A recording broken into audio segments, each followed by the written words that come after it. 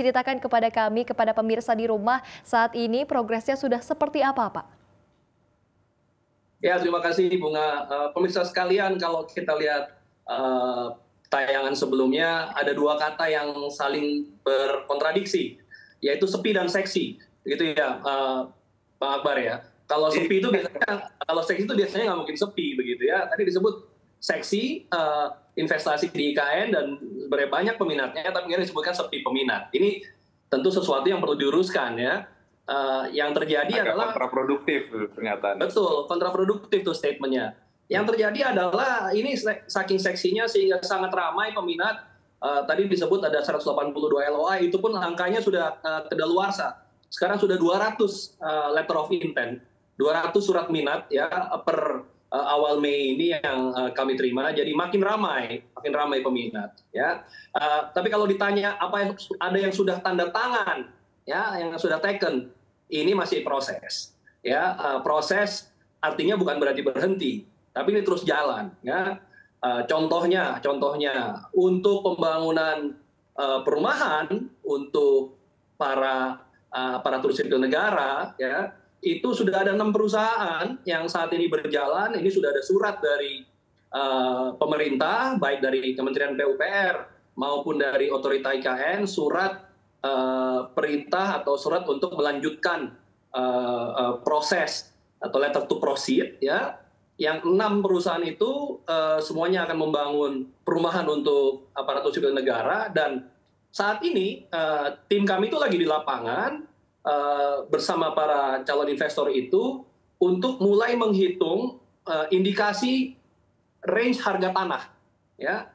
Jadi harga tanah ini kunci sekali ya. Kita ingin lakukan dengan sangat hati-hati ya penetapan harga tanahnya, agar nanti tanda tangan kerjasama yang dilakukan itu akan memberikan sesuatu yang memberikan manfaat bagi negara. Karena jangan lupa tanahnya ini nanti ada statusnya, ada yang statusnya barang milik negara, ada yang statusnya aset dalam penguasaan. Kita tentu ingin nilai tanahnya ini optimal, tapi saat yang sama juga nilai tanahnya ini bisa dibuat perhitungan oleh investor untuk studi kelayakan.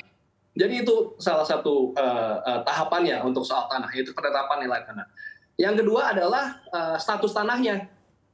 Kita ini, pemerintah ini kerja bareng-bareng, kerjasama bersama-sama. Ada Otorita IKN, ada Kementerian Keuangan, ada Kementerian Lingkungan Hidup dan Kehutanan, ya, ada Kementerian Agraria Tata Ruang dan Badan Pertanahan Nasional. Nah ini sama-sama nih untuk memproses soal status tanah tadi, ya, karena masing-masing punya peran. Kementerian Kehutanan karena ini tanahnya sebagian berasal dari tadinya area kawasan hutan yang sudah tidak hutan lagi sebenarnya ya, tapi tadi statusnya masih kawasan hutan. Ini diproses ke Kementerian Keuangan supaya dia berubah menjadi barang milik negara atau aset dalam penguasaan ya. Itu satu proses. Nanti kemudian dari Kementerian Keuangan akan proses ke Badan Pertanahan Nasional supaya bisa ada sertifikat tanah. Nah, kalau udah ada sertifikat tanah, ada HPL-nya, itu baru nanti di Otorita IKN. Tapi kita semua sedang koordinasikan, kita percepat ini semua ya, supaya bisa mencapai target yang namanya rame itu adalah kalau ada tanda tangan, ya, tanda tangan kerjasama. Oke, baik. Terima kasih banyak Pak Agung. Tadi kontraproduktif begitu ya, sepi tapi seksi gitu. Memang sudah ada 200 LOL yang ditandatangani, namun hingga saat ini nampaknya belum ada realisasi begitu ya. Kalau begitu saya akan ke Pak Akbar terlebih dahulu mengenai kok belum ada realisasinya. Kira-kira kalau dari sisi investor, kenapa? Apa kekhawatiran dari para investor kok belum bisa merealisasikan investasinya di IKN? Ya memang sejak awal konsep IKN ini memang ditopang ataupun dimulai oleh APBN itu sendiri.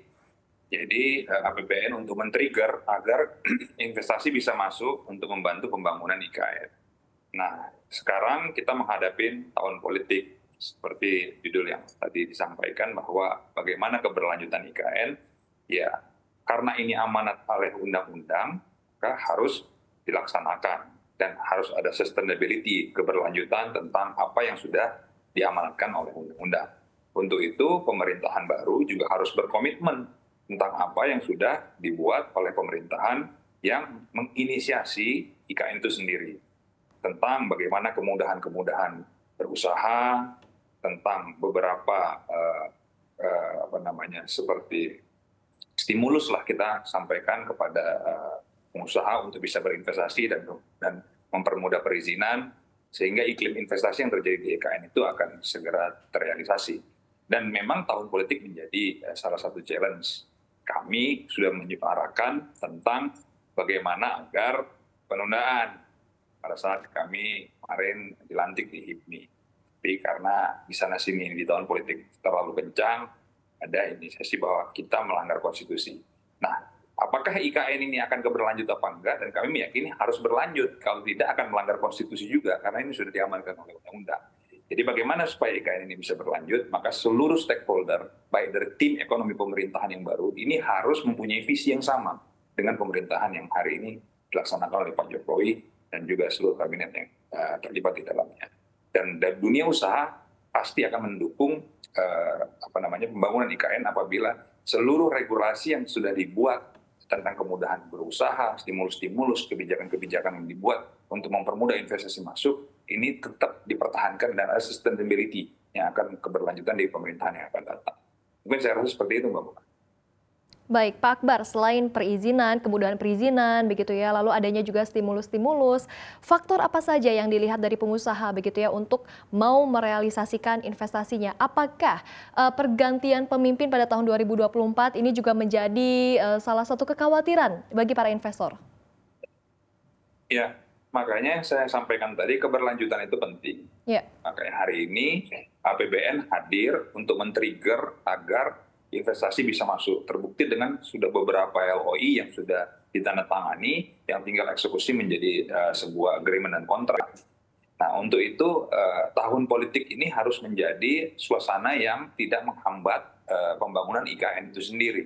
Artinya kebijakan dari pemerintahan yang baru harus taat dan patuh terhadap undang-undang itu sendiri yang sudah diamanatkan oleh undang-undang, yaitu pembangunan ibu kota negara. Tadi disampaikan bahwa inisiasi IKN pemindahan ibu kota negara itu sudah ada dari beberapa presiden sebelumnya. Kita mengapresiasi pemerintahan Bapak Presiden Jokowi. Di pemerintahan era inilah bisa IKN ini terrealisasi dan juga bisa dilaksanakan. Terbukti dengan sudah masuknya APBN untuk men-trigger supaya kawasan ekonomi baru ini akan lahir di IKN. Kita berharap karena kebijakan yang dibuat oleh Pak Jokowi sebagai presiden memindahkan ibu kota negara ini juga membuat bahwa Indonesia ini tidak hanya Jawa sentris. Nah, hari ini adalah sebuah angin segar bagi dunia usaha. Ada kawasan ekonomi baru yang kita semua pelaku dunia usaha bisa terlibat di dalamnya apabila ada stabilitas politik dalam pergantian kepemimpinan ini. Dan kita berharap memang penerus kepemimpinan berikutnya ini harus satu visi dengan Pak Jokowi sehingga keberlangsungan dan kebijakan yang sudah dilakukan pemerintah sebelumnya ini bisa segera terrealisasi. Dan mungkin ada juga challenge dari investor seperti Mas Akbar, itu. kami sudah mendapat poin Anda. Oke, baik. Jadi keberlanjutan itu sangat diharapkan kalau dari sisi pengusaha begitu ya. Saya akan ke Pak Agung. Tadi Pak Agung juga sudah menyinggung nih soal tanah begitu ya. Nah, Pak Basuki, Menteri PUPR kita juga sudah bertanya-tanya dengan lantang, bahkan ini seperti apa sih mekanisme pembebasan lahannya, kenapa kok kayaknya hingga saat ini masih saja ada sengketa begitu atau ada kendala dari perizinan tanah atau pembebasan lahan. Hingga saat ini seperti apa, Pak Agung? Ya, Bunga, tadi saya sudah jelaskan ya sebenarnya tahapan-tahapannya. Jadi yang pertama kita harus pastikan lahannya itu clean and clear. Ya. Clean and clear itu artinya memang secara izin ya itu clean, dan yang kedua dari segi penguasaan lahan juga harus clear. Ya, dan tadi saya sampaikan ada paling tidak 4 atau 5 kementerian yang terlibat ya, mulai dari Kementerian Lingkungan Hidup dan Kehutanan ya, kemudian Kementerian Keuangan ya, kemudian Kementerian ATR BPN, Otorita IKN, dan juga nanti Kementerian PUPR ya. Ini semua berkolaborasi nih, kerjasama nih ya, untuk bisa membuat tanah tadi ya, yang tadinya sebagian itu berasal dari kawasan yang ada di kawasan hutan, tapi sudah tidak ada hutannya ya. Jadi kawasan hutan yang sudah tidak ada tegakan hutan ya, itu kemudian menjadi barang milik negara ya. Disitulah peran Kementerian Keuangan atau aset dalam penguasaan, dan kemudian nanti disertifikatkan HPL, kemudian ada nantinya HGB dan HPL, kemudian nanti ke badan usaha, ke Otorita IKN ya, dan Otorita IKN akan melalui badan usaha Otorita mengerjasamakan ya, mentransaksikan ini. Ini proses yang harus dijalani ya, supaya apa? Supaya clean and clear tadi ya. Dan investor sebenarnya dengan sabar menunggu ya.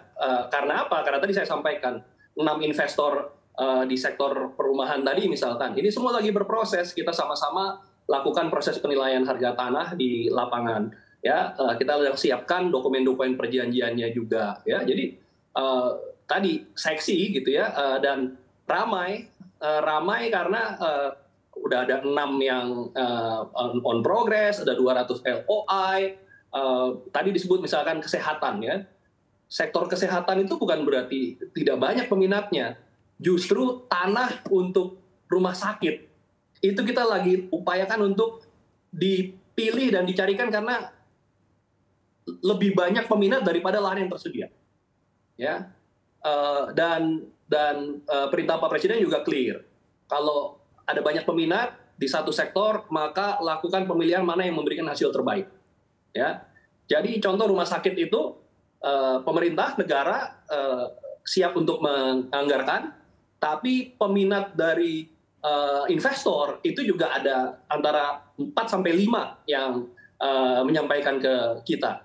Nah ini tentu juga kita harus lakukan pemilihan ya, agar lahan yang tentunya terbatas ya, itu bisa teralokasikan dengan hasil yang paling baik ya. Jadi 2 itu proses lahan berjalan, yang kedua proses pemilihan mitra yang memberikan hasil yang terbaik, investor yang memberikan hasil terbaik. Oke.